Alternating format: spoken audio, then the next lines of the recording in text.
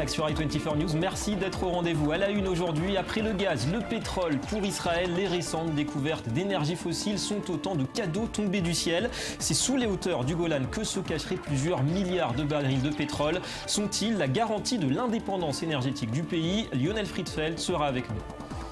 Et puis première économie d'Afrique, première population et premier producteur d'or noir du continent, le Nigeria n'aurait aucune peine à attirer les investisseurs si Boko Haram n'était plus une menace. Vous découvrirez tout de même l'intérêt, l'appétit des patrons français pour ce géant de demain. Gros plan tout à l'heure sur la tournée sur place du MEDEF.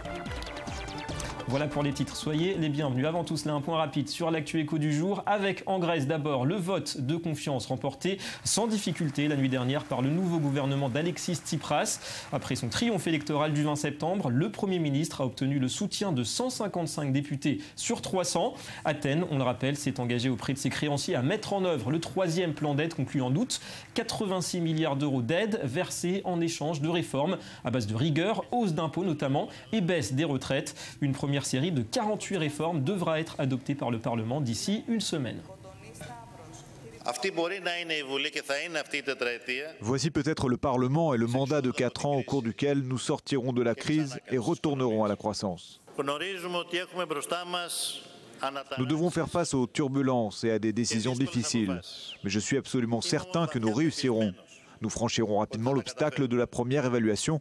Nous allons conclure les grandes questions relatives à la recapitalisation des banques. Nous parviendrons aussi à discuter de notre dette et nous changerons la Grèce à un rythme mesuré. Changement de continent, on part au Brésil. Dilma Rousseff, plus que jamais fragilisée. Après le scandale de corruption Petrobras, c'est un double camouflé que vient de subir la présidente, déjà au plus bas dans les sondages. Mardi, le tribunal électoral a relancé une enquête sur sa campagne présidentielle de l'an dernier. Il s'agit de faire la lumière sur des accusations de financement illicite. Et hier, vous le voyez, c'est le tribunal en charge du contrôle des comptes de l'État qui a appelé les parlementaires brésiliens à rejeter les comptes publics pour l'exercice 2014. Ils auraient été maquillés volontairement pour cacher l'ampleur des déficits publics, des irrégularités contraires au principe de transparence. Les comptes du gouvernement ne sont pas en condition d'être approuvés. C'est pourquoi nous recommandons que le Congrès les rejette. Le Brésil change d'une manière positive. Aujourd'hui, la société participe et demande des comptes aux politiques. Le Brésil n'est plus le pays qu'il était il y a 3-4 ans. Il a mûri dans sa quête de la démocratie. De quoi renforcer l'opposition de droite qui réclame la démission de Rousseff alors que le pays s'enfonce, on le sait, dans la récession. On parle du climat à moins de 2 mois de la grande conférence COP21 à Paris. Il manque encore une quarantaine de milliards de dollars pour atteindre l'objectif de 100 milliards d'aides aux pays les plus vulnérables au changement climatique d'ici 2020. C'est ce qui ressort d'un rapport publié mercredi par l'OCDE. En parallèle, au Pérou, vous le voyez hier, Christine Lagarde, la patronne du FMI, a appelé les États à introduire et à généraliser une taxe carbone et à limiter les subventions aux énergies fossiles. L'idée étant de lutter contre le changement climatique sans entraver la croissance mondiale.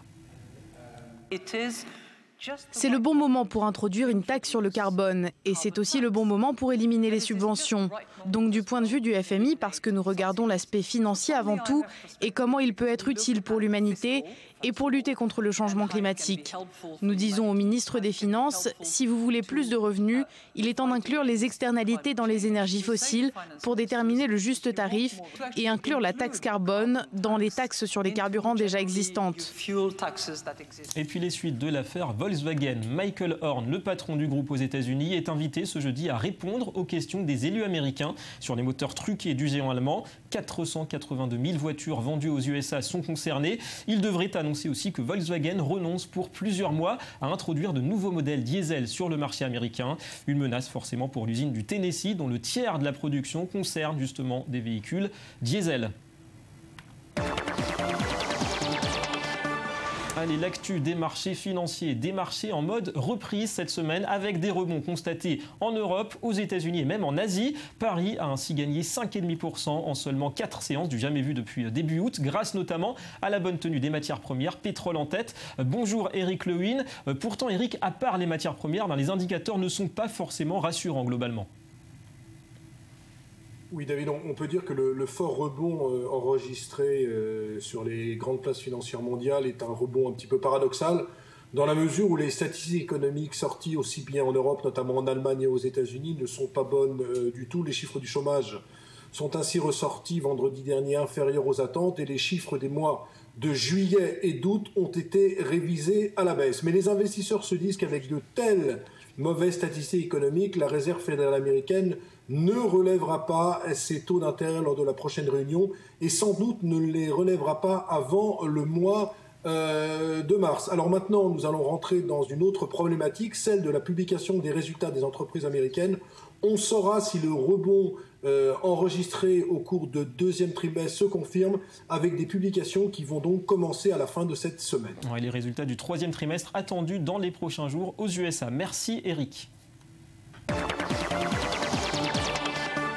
On prend donc la direction des hauteurs du Golan qui pourrait bien abriter un élément clé de l'avenir énergétique d'Israël. On connaît l'histoire du gaz exploité désormais au large des côtes de Haïfa. Et bien après la mer, c'est dans la roche que serait enfoui un trésor de plusieurs milliards de barils de pétrole. De quoi bouleverser totalement la donne stratégique pour un pays qui a pris depuis longtemps l'habitude d'importer son énergie.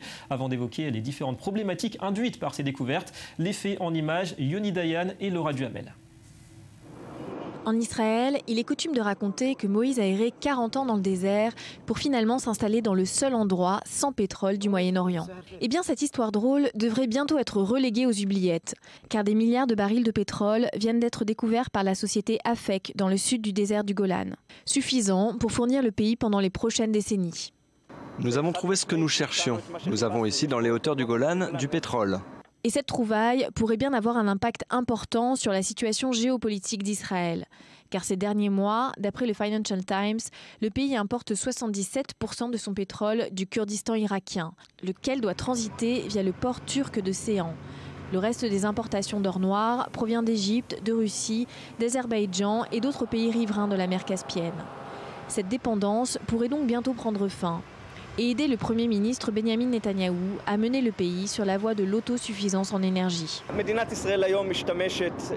Israël consomme actuellement environ 270 000 barils par jour et n'en produit que 400 quotidiennement. Ce fossé est évidemment comblé par l'importation de pétrole étranger.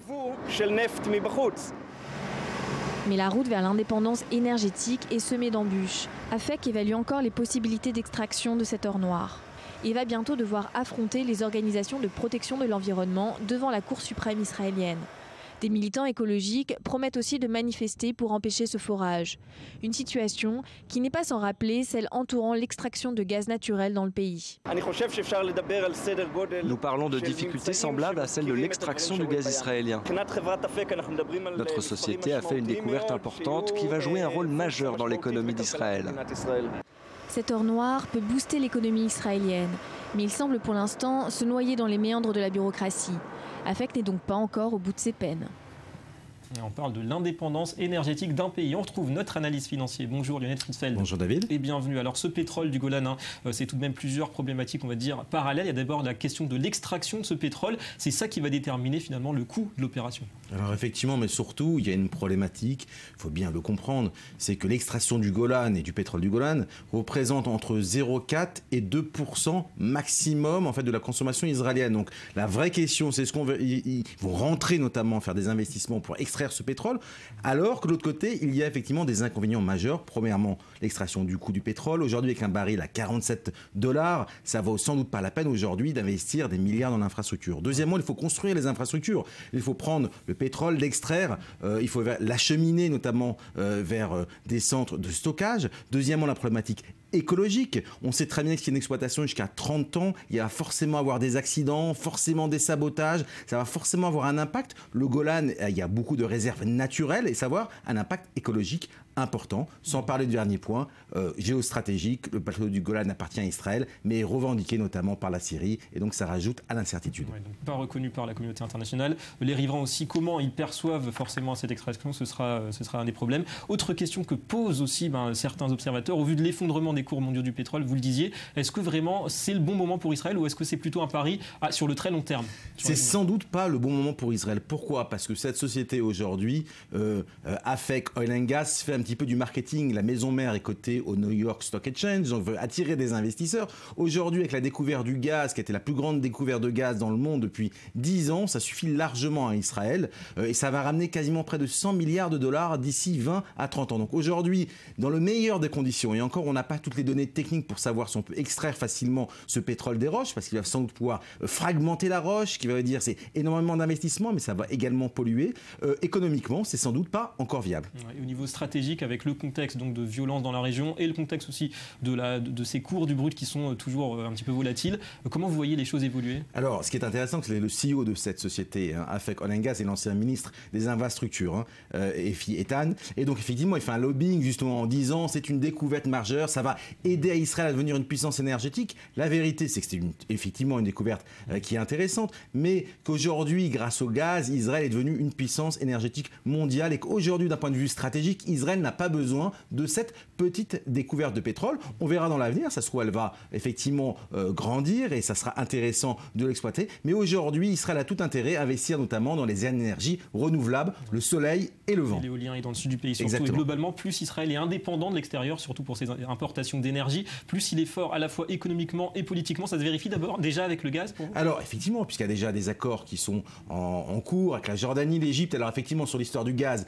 Delek et puis Noble Energy, qui ont véritablement été le moteur on va dire, du gaz en Israël. Il y a un long dialogue, peut-être trop long dialogue entre l'État israélien et ses acteurs privés, notamment Moody's l'a mentionné et sanctionné. Mais aujourd'hui, la véritable force du secteur énergétique israélien, c'est bien le gaz et pas le pétrole. Merci beaucoup Lionel Frissel pour ces explications.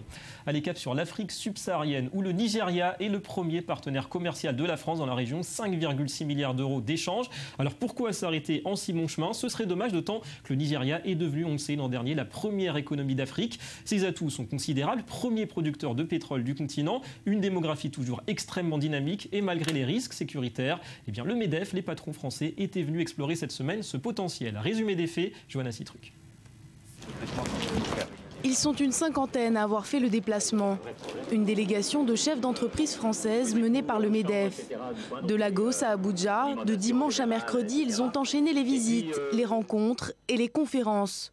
Objectif : tirer profit du Nigeria qui est devenu la première économie d'Afrique. Il y a 5 millions de plus de Nigérians tous les ans qui naissent.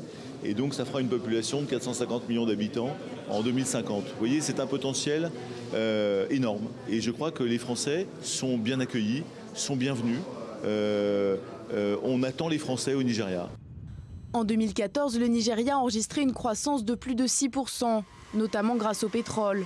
Le pays est le premier producteur d'or noir du continent. Mais aussi grâce aux services, un secteur en plein essor ces dernières années. En Afrique subsaharienne, le Nigeria est déjà le principal partenaire commercial de Paris, avec un volume d'échange supérieur à 5,5 milliards d'euros. Les investissements français sur le territoire sont également importants. Leur montant est estimé à plus de 7 milliards d'euros. Il y a une vraie volonté de développer le pays, de développer en étant attractif pour les investisseurs étrangers, en rassurant les Français, car ils savent que la France a un rôle tout à fait particulier en Afrique de l'Ouest, et peut encore jouer un grand rôle, je dirais, de développement durable, au Nigeria notamment. Pourtant, le Nigeria est toujours victime de nombreux fléaux. Il y a le chômage et notamment celui des jeunes, proche de 40%, sans compter la pauvreté qui touche environ 60% de la population. Et surtout, il y a l'insécurité. Le pays est miné par la criminalité, particulièrement le nord, où des enlèvements et des attentats sont régulièrement perpétrés par les islamistes de Boko Haram. Une menace persistante sur le Nigeria et ses voisins. Le Media Watch tout de suite. Et un partenariat inattendu pour ouvrir la revue de presse Éco. Bonjour Laura Duhamel. Bonjour. Et contre toute attente, c'est Google et Lagardère qui se mettent d'accord, qui se mettent en partenariat.